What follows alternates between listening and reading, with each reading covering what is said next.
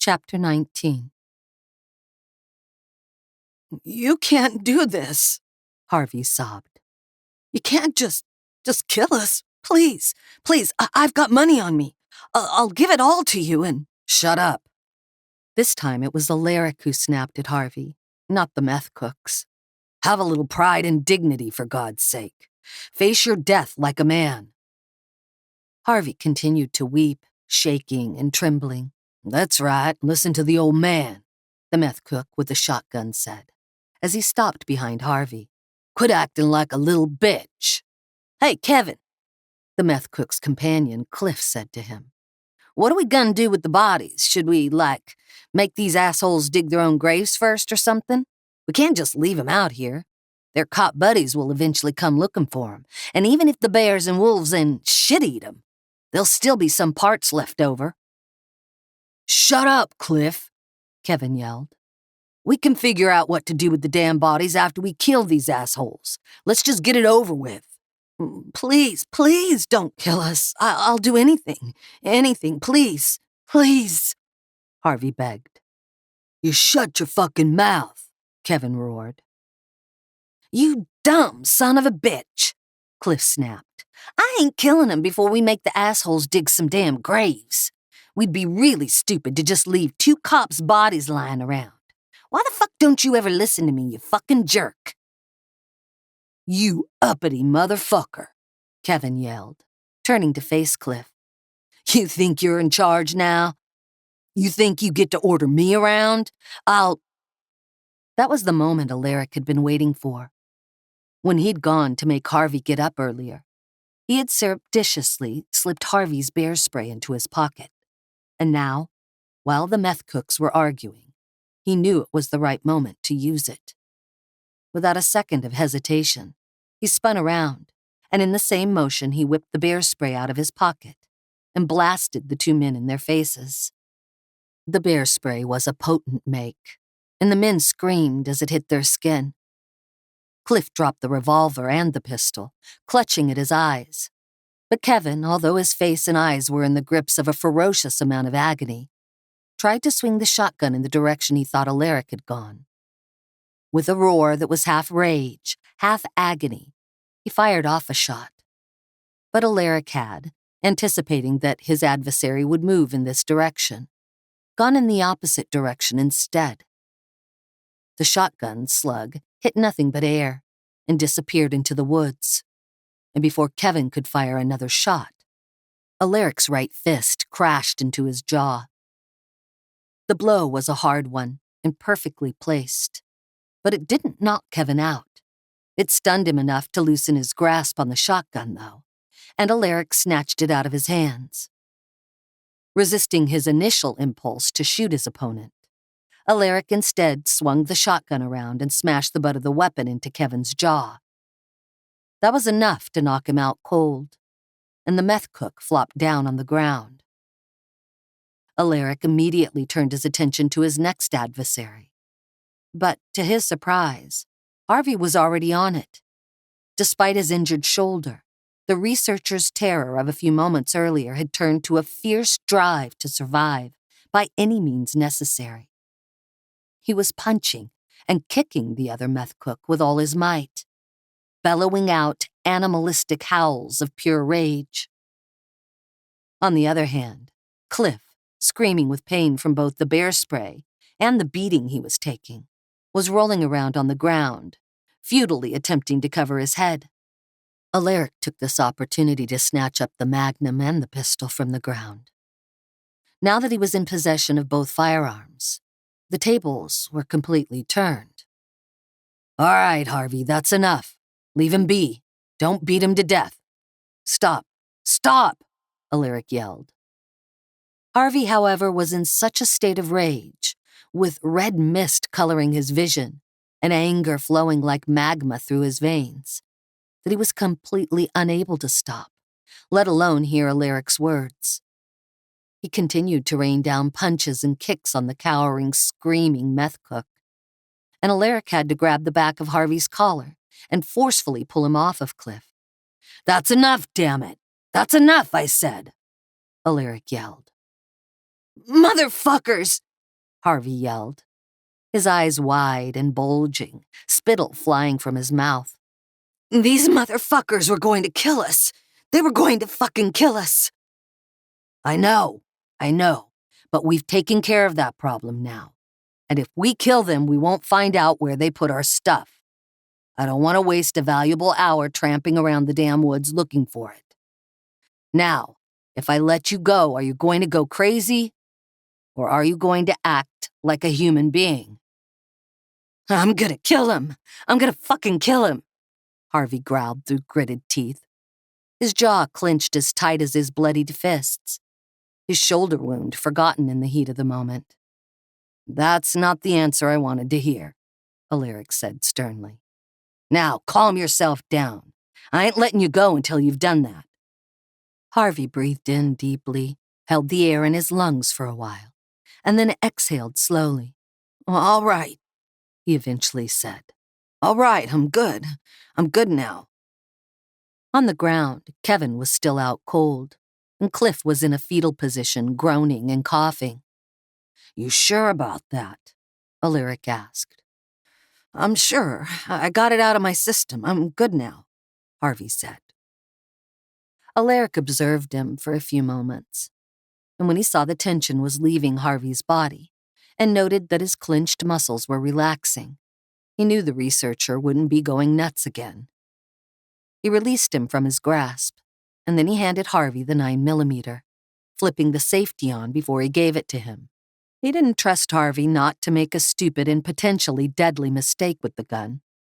He would show him how to handle it safely later. Keep a close eye on that one, Alaric said to Harvey, pointing at the unconscious meth cook. The moment he wakes up, you let me know. All right, Harvey said.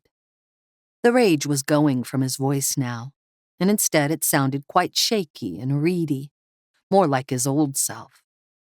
Alaric left him to watch over Kevin, and then he walked over to Cliff and squatted down next to him. Can you hear me, jerk-off? He asked coolly. Do you understand what I'm saying? I hear you, man, Cliff gasped, coughing violently. Do you want some more bear spray in your face? I swear to God, I'll pump this whole can down your throat, and I'll blast this shit into your eyeballs until they melt. You want me to do that? Please, no, man, no, Cliff coughed. I'm not a scumbag like you, Alaric said, so I'm not going to do that if you cooperate. You give me back the stuff you stole from us. You make a promise that you and your ugly friend turn and walk north, and I'll let you both go. I'm keeping your pistol, though. You punks ain't getting that back. Do we have ourselves a deal? Yeah, man, it's a deal, Cliff gasped, still groaning and coughing. Good. I suspected that for once in your miserable life you'd do the sensible thing, Alaric said dryly. So now I'll wait until you and your friend are fit to walk. Then you get us our stuff. Sure thing, man, Cliff rasped, before breaking into a fit of coughing and groaning. Kevin, meanwhile, was just starting to come to. He's waking up, Harvey yelled. All right, you come here and keep your eyes on this one. Give his head a good stomping if he tries anything, Alaric said. He then walked over to Kevin and told him the same thing he had told Cliff. After a few minutes, both men recovered enough from the effects of the bear spray and the beatings to get up onto their feet. With Alaric and Harvey keeping their guns on them, Alaric flipped the safety off of Harvey's pistol now because he wasn't too concerned about an accidental shot going off when the gun was pointed at the meth cooks. And Kevin and Cliff glumly led them to where they'd hidden the stolen backpacks. All right, man, we gave you your stuff back, Cliff said, his voice raspy and thin from all the coughing and retching he had done. Let us go now, okay? We won't fuck with you guys again, we promise. Yeah, let us go, Kevin demanded. We had a deal. Sure, Alaric said, smiling coldly. But there's one more thing that I want from you two before I let you go. What? Kevin stammered. Come on, man. We ain't got nothing left to give y'all. You can't. You scumbags were ready to murder us in cold blood a few minutes ago, Alaric growled. I can do whatever the hell I want. I don't owe you pieces of shit a damn thing. And you're really, really lucky I'm letting you idiots walk away from this with your lives. Now shut your stupid mouths and do what I say before I change my mind about that whole letting you live thing. Okay, man, I'm sorry, Kevin murmured. Take off your shoes, both of you, Alaric ordered. What? Cliff stammered. Are you deaf, you dumb meth head? Alaric snapped. Your shoes, take 'em off, and toss 'em over to me now. Both men hurriedly complied and removed their shoes. When they had tossed them over to Alaric, they stood there in their socks, looking confused. All right, now you can turn around and start walking, Alaric said. North. And you keep walking north until you can't walk anymore. And if I see either of your ugly faces again, I'll put holes in your skulls, I promise you that. But, Kevin began. Go, Alaric roared, leveling his shotgun at Kevin's chest. The two meth cooks turned around and started walking off into the forest, hobbling and limping in their socks. Alaric kept his shotgun aimed at them until they were out of sight. Why'd you take their shoes? Harvey asked. What are we going to do with those gross, dirty old shoes? They're not even our sizes. They're not for us, Alaric said. I took them to make sure those scumbags don't turn around and track us down for revenge, or try to get our guns. They won't get anywhere without shoes. We'll easily be able to outpace them. I'm just guaranteeing our safety. He and Harvey tied each pair of shoes together by their laces, and then walked a mile or so south, before tossing the tied-together shoes high up into the branches of two tall trees. It'll take them weeks to find those shoes, if they ever do, Alaric said, staring up at the shoes dangling from a branch. And now that that's taken care of, let's go. We still have a very long and perilous journey ahead of us. Chapter 20. The power station was as dead and deserted as Sydney had hoped it would be.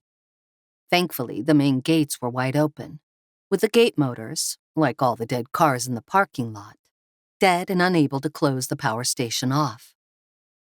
Not that anyone would want to get into the facility.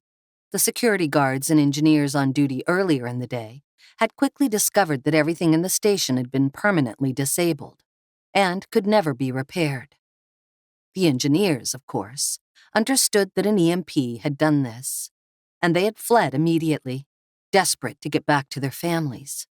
The security guards, who weren't instantly able to grasp just how severe and irreparable the damage was, had hung around for a few hours, confused about what to do, before also abandoning the facility, which was around 2 miles away from the nearest suburb, and thus fairly isolated.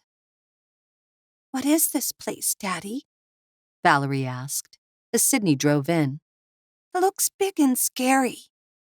Don't worry, sweetie, Sydney said. There's nothing to be afraid of here, but there is a way to get to Mommy, so it's actually a good place, even though it looks scary.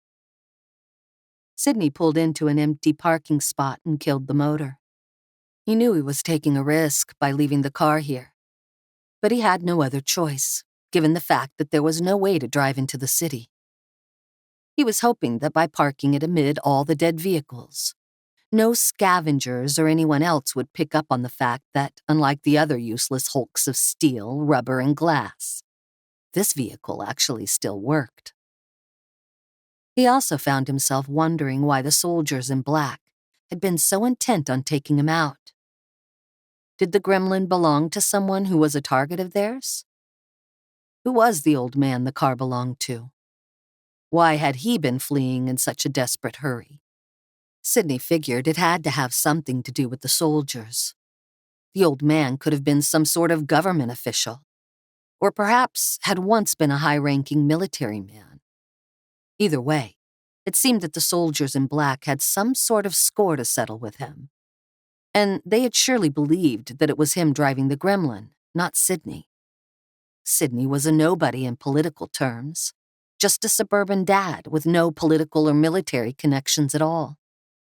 And he guessed the targeting of the gremlin had been a case of mistaken identity. Even so, he was by no means out of danger simply by leaving the car behind. The sky was even darker now, with 2/3 of it completely black from smoke from the burning city. And explosions and gunfire continued to boom like thunder across the river. Everything was gloomy, bathed in a strange, dim twilight from the blocked sun, which seemed completely out of place for the time of day. Every instinct in Sydney's body was telling him to run from the chaos, instead of heading straight into it. But there was no way he was going to give up on his wife, the mother of his only child. And the plan he had hatched to get her felt more than a little crazy. But given the obstacles thrown in his path already, he didn't see another way. For the next few minutes, though, Sydney decided to get some valuable rest time in. He was also feeling parched and hungry, and he knew his daughter would feel the same. Keeping their respective energy levels up and staying hydrated was more important now than ever. So Sydney felt a break was justified. "Let's take a quick rest and have something to eat and drink, okay?" "Are there any bad men here?" Valerie asked, looking around the empty parking lot with wide eyes. "Bad men with guns who want to kill us?" "No, there aren't any bad men here. We're safe," he said, without adding, "for now," which he knew was the whole truth. For any safety they found would only ever be temporary until they got to the homestead in the mountains. He didn't need to admit this to his daughter, though. He got some food and drinks out of his backpack, and he and Valerie consumed them in silence in the car. When they were done, Sydney climbed out of the vehicle, slipped the backpack over his shoulders, and tucked the pistol into his belt, keeping it as a backup weapon and choosing to carry the Uzi instead. "What are we doing here?" Valerie asked, still very uncertain about this place, despite her father's reassurances. "Get out of the car, please, sweetie," Sydney said. "Don't worry about what we're doing here. Just listen to me and do what I say, and everything will be okay. Let's get your bike out of the car. We're going to need it." He locked up the gremlin, more of a token gesture than anything else, since all the windows were smashed. And then he and his daughter headed across the parking lot to the main entrance to the power station. "It looks scary in there," Valerie murmured, squeezing her father's hand tightly. "Don't worry," Sydney said, squeezing his daughter's hand back reassuringly. "There's nothing scary in there, I promise." In his free hand, he was holding her bicycle, and he knew that the truly scary part would come when it was time to use the bicycle in his daring plan.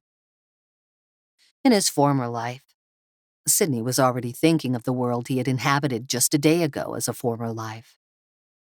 He had visited this power plant on a number of occasions for work, so he knew the layout of the place well. He didn't expect to find anyone in the deserted building, but as he moved through the massive labyrinth-like complex, he made sure Valerie went behind him, pushing her bicycle along, while he gripped the Uzi with both hands and kept it pointed in front of him. Much of the interior was shrouded in darkness, but Sydney kept to the areas lit up by daylight, which was easy enough, seeing as he knew the layout of the building well. Although they occasionally heard a few suspicious and frightening sounds echoing throughout the enormous, deserted building, they did not encounter any people. Finally, after heading up a few flights of steel stairs, which made their footsteps echo resoundingly through the building, Sydney reached the place he had been planning to get to, the top floor, where there were a few offices and control rooms, and, most importantly, a long walkway, high above the ground, that led to the first of the Pylon towers. Massive cables ferried electricity from these gigantic pylons from the plant, across the river and into the city. Sydney stopped in a gloomy hallway, where there was a fire hose on the wall, and he began unraveling it. What are you doing with that, Daddy? Valerie asked. Are you going to put out those fires far away? Sydney chuckled. I would if I could, sweetie, but no, this hose isn't going to be putting out any fires. You just take a rest while I get busy. Why don't you lie down over there and try to take a nap? Valerie chewed on her lower lip and shook her head. I don't like it here. I can't sleep here. There are scary sounds, and maybe there are bad men hiding nearby. Trust me, there aren't any bad guys in here. You're perfectly safe, and I'll be right here watching over you. We're both really tired after everything that's happened. I think you should just lie down on the floor there and try to close your eyes. Don't worry, you're totally safe. Okay, Daddy, Valerie said reluctantly. She lay down on the floor, using her backpack as a pillow. Why don't you get Elena out? Sydney suggested. She'll make you feel better. Valerie got her fluffy toy bunny out and hugged it. And finally, a smile came over her face. You were right. I feel a little better now, she said. She closed her eyes, still hugging the toy, and soon she was asleep. Sydney, meanwhile, chopped up the hose into sections and then got out the small toolkit he had packed in his bug-out bag. He grabbed a sturdy metal chair from one of the nearby offices and then began dismantling his daughter's bicycle. I'm sorry, Valerie, he whispered to his sleeping daughter, but you're not going to be riding this bike ever again. Hopefully we'll be able to find you another one on the way to the mountains. Putting the contraption together took over an hour, but Sydney couldn't rush the operation or cut any corners. His and his daughter's lives depended on it being absolutely sturdy and secure. Finally, though, it was ready, and he woke up Valerie. Come on, sweetie. You need to get up now. Put Elena back into the bag and let's get moving. Valerie rubbed her eyes and yawned, but when she saw what had become of her bicycle, her eyes grew wide with surprise. My bike, she gasped. Daddy, why did you do that? What have you done to my bike? I'm sorry, Valerie, I really am, Sydney said. But Daddy really, really needed to do this to get us to Mommy. I promise I'll get you a new bike. I feel bad about your bike too, but I had to do this for Mommy. Do you understand? Doing her best to hold back tears, Valerie nodded. Sydney picked her up and gave her a tight hug. That's my girl. That's my brave little girl, he said. All right, let's get moving. Can you carry this for Daddy quickly? Putting the safety catch on and handing her the Uzi. It's really heavy, she said, cradling the submachine gun in both hands. I just need you to carry it for a short while, okay? And don't touch the trigger, whatever you do. Just carry it exactly how you are now, okay? Okay, Daddy. With his hands now free, Sydney picked up the contraption he had put together with the bicycle, the chair, and the pieces of the fire hose. He carried it to the end of the hallway, then opened the door, which led into a large open area. At the end of this area was a narrow steel stairway leading up to the main Pylon tower.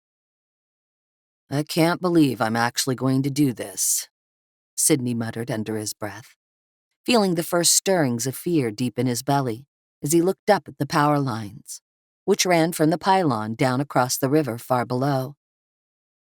On the far bank of the river were the farthest outskirts of the city. The thick electricity cables ran steeply downward, all the way to the next pylon, which was on the city side of the river. And now that the power lines were simply harmless cables, without all the lethal voltage that usually coursed through them every hour of every day, Sydney was going to use the dead power lines as a zipline, using the contraption he had built to get himself and his daughter across the barrier of the river and into the city.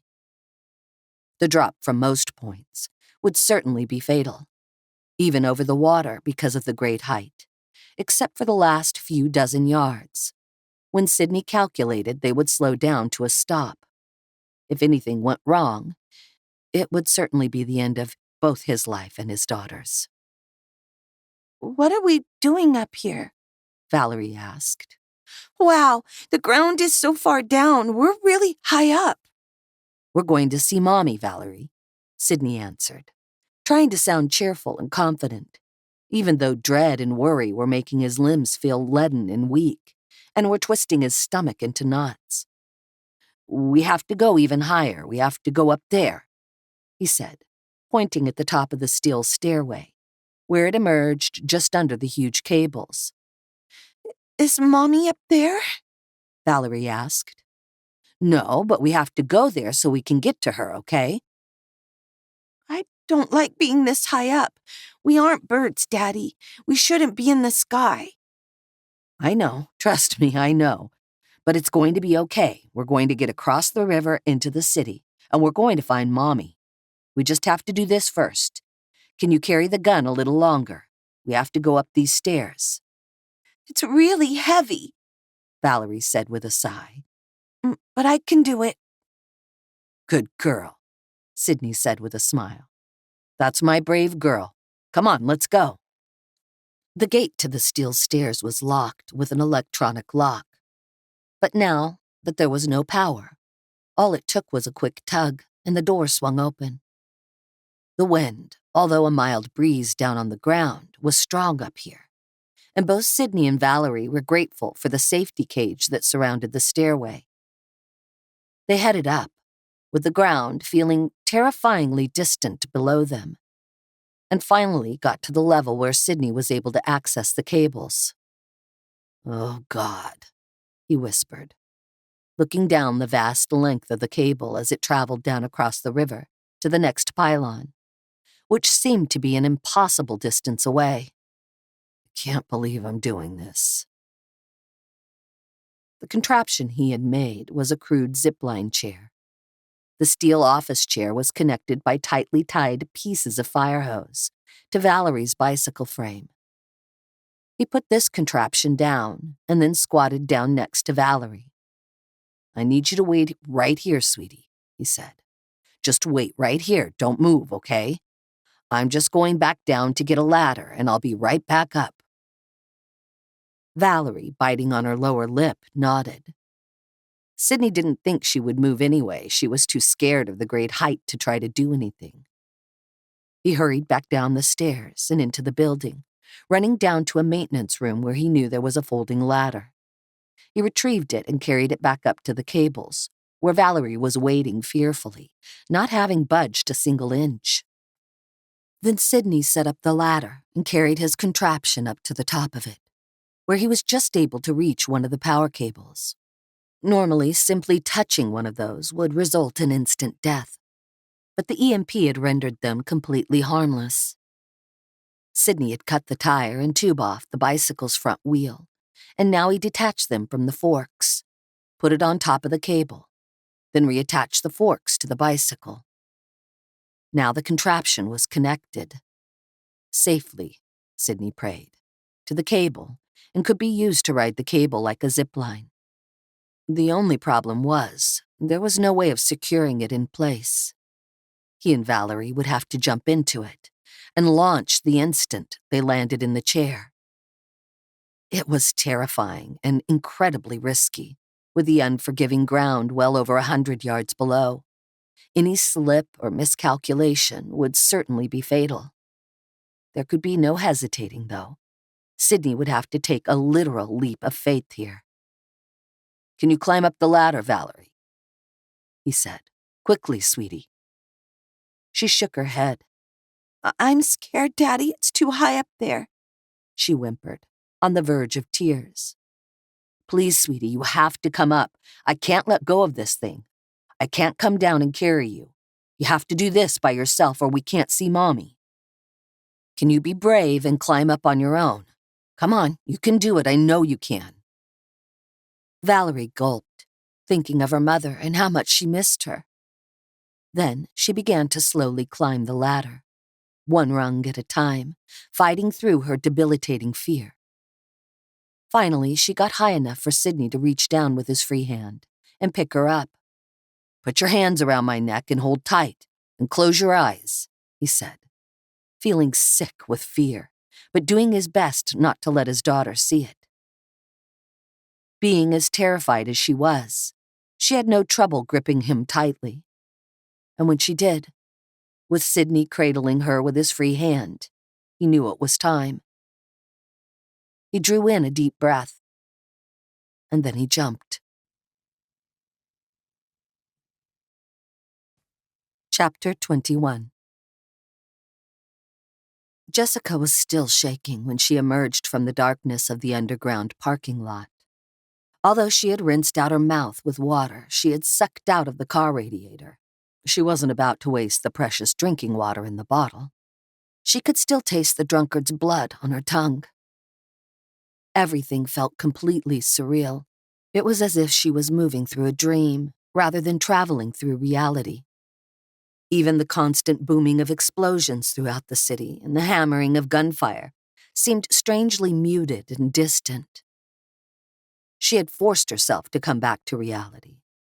Yes, she had just killed a man, and it was something she knew would haunt her for the rest of her days.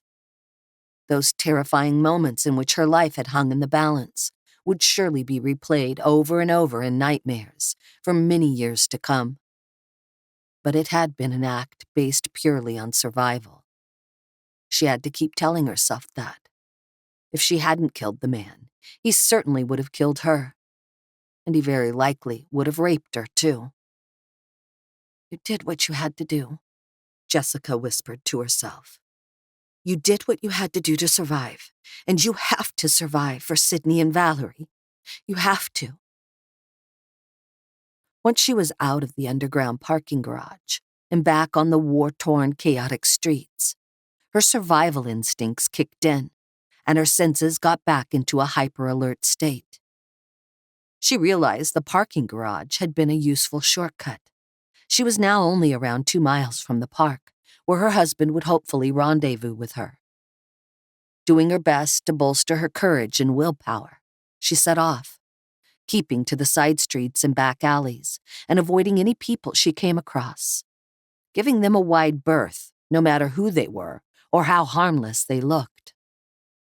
On the far side of the underground parking garage, at the spot where Jessica had first entered it, a very different figure was skulking. Vernon, like the cockroach he was extremely good at surviving. And now he knew about the EMP and its lasting after effects. He had 2 things on his mind. The first was that the city was the worst place to be in terms of long-term survival. Fortunately for him, he had a plan for that. For he had tricked Jessica into telling him about her in-laws' self-sufficient homestead in the mountains, including roughly where it was. The second thing on his mind was power. Something he had always lusted after, but had never been able to obtain. Now, though, with society collapsing all around him, and anarchy prevailing, he thought the power was closer to his grasp than it had ever been, and he was quite gleeful about the prospect of finally wielding it. Vernon had already put into action his plan to survive the coming few days by identifying a safe spot where he could hide out. A maintenance equipment room in the subway system, deep underground. He had discovered it during his days of panhandling on the platforms. One day, when high on crack, he had decided to walk from one subway stop to the other along the line when the trains were all stopped, due to a half-day power cut. He had gathered together a number of supplies by looting, not convenience stores, but people's residences. Vernon figured that sort of looting was far safer than trying to loot stores, which plenty of other people were trying to do. Now that he had gathered a large backpack of food and water, enough to get him through a few days in the maintenance equipment room, while the worst of the fighting and chaos played out, it was time to put an entirely different plan into action. One that he was sure would win him power. He walked across the street and made his way deeper into the city, into the depths of the poorer and more dangerous neighborhoods, places where he was right at home. The strange military men in black didn't seem to be present here. Perhaps, Vernon thought, they didn't think the slums were strategically important to their invasion, or whatever this was. He didn't care. Soon a war would be raging through these streets, a war of his own making.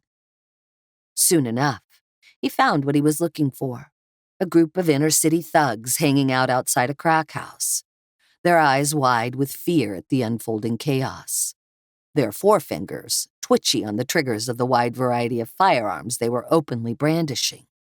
"Get the fuck out of here, you stupid-ass bum," one of them snarled at Vernon as he approached. "I don't know what the fuck is going on in this city. It's like all fucking hell just broke loose. But we protecting our surf no matter what. And if you think you can come waltzing around this hood like we welcome you here, you got another thing coming. Turn your ass around and get the fuck out of here before we light you up." Vernon put on one of his disarming smiles and began to speak with his schmoozer's charm. He explained what was going on and what consequences the EMP strike would have for life in the city, both in the short term and the long term. And while the gangsters were initially hostile toward him, the more he spoke, the more intently they listened. And he added one crucial detail: the fact that he knew exactly where the Mansons' homestead in the mountains was. He exaggerated what the homestead was, selling it to the gangsters as a paradise where life as they had known it before this cataclysmic disaster would continue as it had. A place where they could live like kings, without laws, without cops, without rules. "And you know exactly where this place is and how to get there, huh?" the head gangster asked. "Yes, of course," Vernon said confidently. "But there's a problem. I don't think you guys are going to be able to make it. In fact, this problem is why I'm going this way. The Rage Boys have taken this opportunity to start taking over turf, and they're hunting me down. They know that I'm the only person who's able to get to the homestead in the mountains, and they want to get there more than anything. I told them I'd show them how to get there. But the idiots want to kill me, all over some money. I owed Chuck C. Can you believe it? They know that I'm the ticket to surviving. Me. I'm the golden fucking ticket. But they want to kill me over some money. Money doesn't mean shit anymore. Hell, you can go wipe your ass with $100 bills for all the good they'll do you in this new world we've found ourselves in. But Chuck C. and his stupid Rage Boys, they don't care. They don't want to rule the new world the way kings and emperors ruled hundreds of years ago. The idiots just want to kill me. Without me, nobody will ever find that place." The Rage Boys, Vernon knew, were a rival gang to this one. He also knew that in an anarchic situation like this one, where everyone was tense and frightened, and with the police totally out of the picture, the gangs would fight each other at the drop of a hat. And after that, he would head over to the Rage Boys' turf and tell them exactly the same story, pitting them against their rivals and selling the dream of the homestead in the mountains. He planned to do this with a number of gangs, after which he would consolidate whatever survivors remained into his own personal gang of muscle. And with this new gang, his own gang, he knew he would be able to violently take over the Mansons' homestead, and not only ensure his own survival, but finally be able to wield the brutal power he had always dreamed of. "So you know exactly where this backwoods hick dump is at?" the gangster asked. He was clearly intrigued, and Vernon worked him exactly like he worked any of his panhandling victims, selling him the homestead dream and the fantasy that the new world could be ruled by those who had the right knowledge and power, men like himself. By the end of their discussion, Vernon had seduced them all. "Don't you worry about them Rage Boys," the head gangster growled. "We'll take care of them fools as long as you can take us to this place. You good with us?" "Oh, I can take you there all right," Vernon said, smiling and rubbing his hands together. "Believe me, I'm the only one who knows how to get there. I'm gonna lay low for a few days, but I'll come to find you when things have calmed down a little. I'll make sure you guys get there." While Vernon was planning to create his own little army to take into the mountains to invade the Manson homestead, Jessica was slowly but surely making her way to the park. She had no idea whether her husband would even meet her there, but at this point, it was the only hope she had. The air downtown was growing thick with smoke, and it was stinging Jessica's eyes and burning her throat. Residents were now fleeing en masse, with great crowds of panicked folks surging down the main street, and even filling up the alleys and back streets. Nobody knew where he or she was going. All they knew, like rats fleeing a sinking ship, was that they had to get away. Jessica found herself frequently having to take detours to avoid these crowds, because not only were there frequent gunshots and panicked fights among them, with people getting into scuffles with each other, or armed folks trying to either protect their own goods or steal supplies from other people. The mood of these surging mobs was also as frightening and contagious as an airborne plague.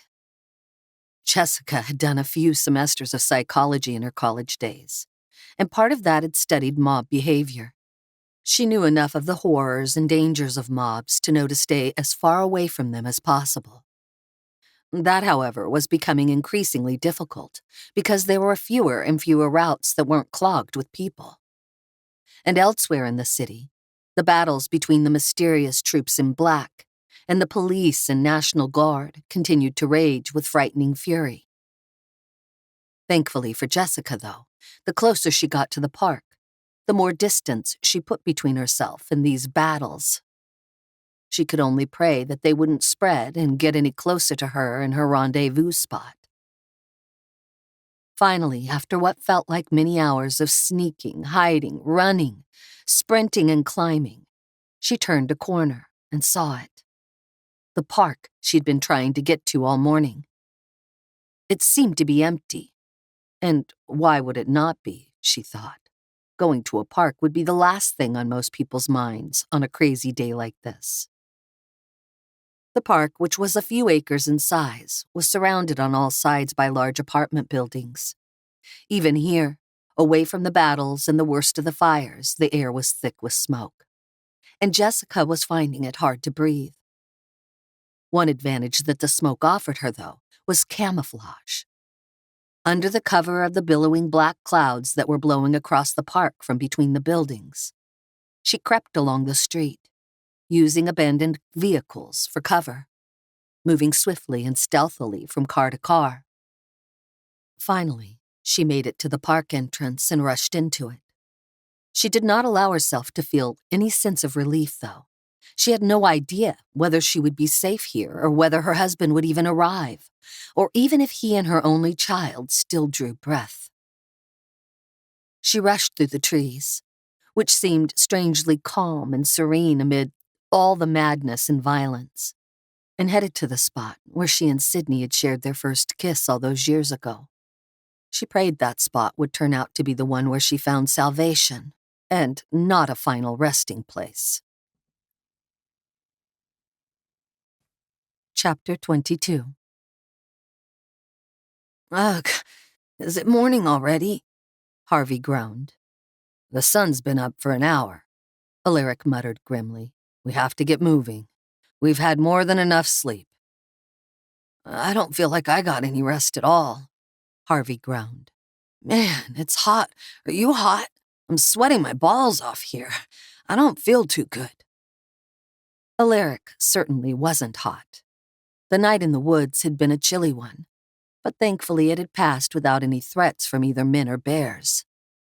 Although the sun had been up for a while, the air was still crisp and definitely had a bite to it. The fact that Harvey was complaining about being hot worried Alaric. When he looked more closely at his companion and saw that his forehead was damp with perspiration, he grew even more concerned. Harvey, let me take a look at your shoulder, Alaric said. Ugh, it hurts, Alaric. It really hurts, Harvey gasped. I can barely move my left arm. Alaric didn't need to see the wound. He already knew what that meant. And the prognosis was not good. However, he wanted to confirm his suspicions. He helped Harvey get his jacket and shirt off, and then carefully peeled back some of the dressing he had put on the bear bite. The skin around the wound was hot, red, and inflamed, and Harvey whimpered and winced at the slightest touch in the area. As for the puncture wounds where the grizzly's fangs had bitten into Harvey's flesh, the wounds were oozing pus. They were infected, and they were infected badly. "It's bad, isn't it?"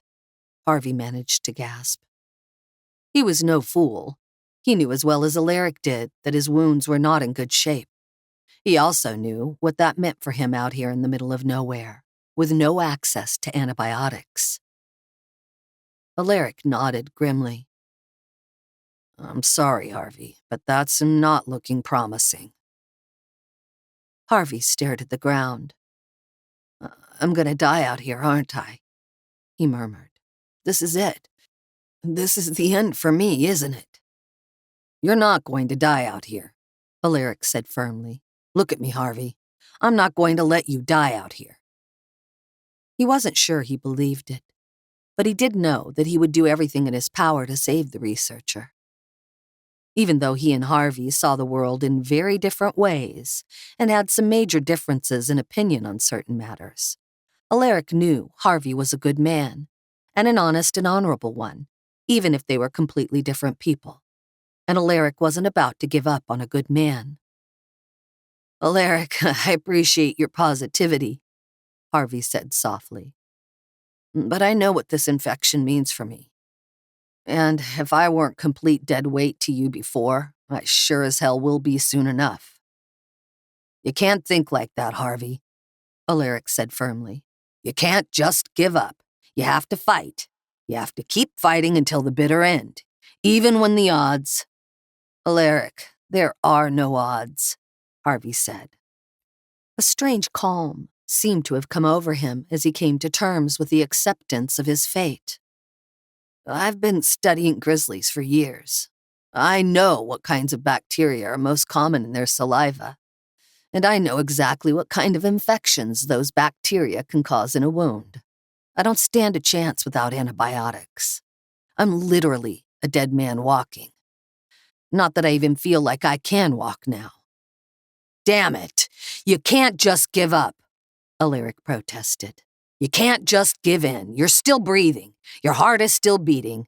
And if those things are working, there's still hope," he said stubbornly. Harvey shook his head, chuckled softly, and there was no mirth whatsoever in his laughter. "I appreciate what you're trying to do, Alaric," he said. "I really do. And I know that it's in your nature to act this way, to think this way. But it is what it is. This infection is going to kill me. I'm a scholar. I know this. That's a cold, hard fact. And if you try to save me, well, you're just going to slow yourself down and waste your own valuable strength. You have to leave me behind," he said. And his voice began to crack, and tears rimmed his eyes. "Do you understand, Alaric? You have to leave me here and go on ahead on your own. That's the only way you're going to get out of this situation alive. Just let me keep one gun and one bullet so I can end things quickly and painlessly before the pain gets too bad, or before bears find me and start eating me alive." Part of Alaric knew that Harvey was right. What he was saying was perfectly logical.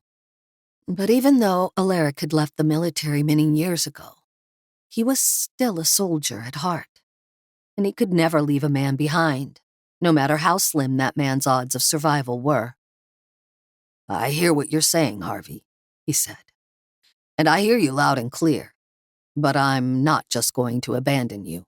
You may be ready to give in and give up, but me? I never, ever give up. Not on myself, and certainly not on a friend." Harvey managed a weak smile, and he reached over and gripped Alaric's hand tightly. "I know you didn't like me much when we first met, and truth be told, I wasn't too fond of you, Alaric. We're very different, you and I, but I'm glad that you just called me a friend, because that's what I think of you as, too. My friend."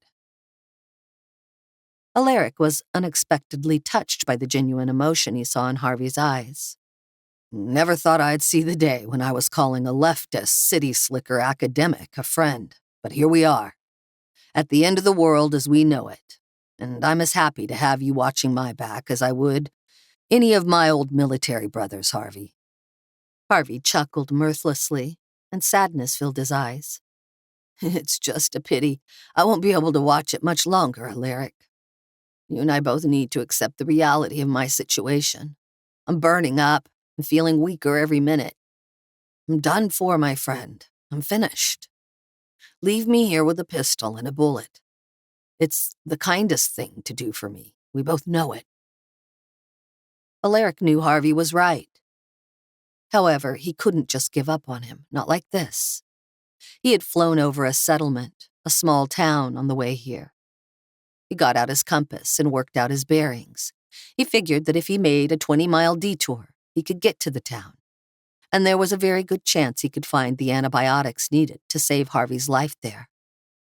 "Go on, you need to get moving," Harvey said sadly. "Get out of here, Alaric. It's time." "I understand the reality of your situation," Alaric said determinedly. "But I'm not just going to accept it. There's a real chance that I can save your life, and by God, I'm going to take it."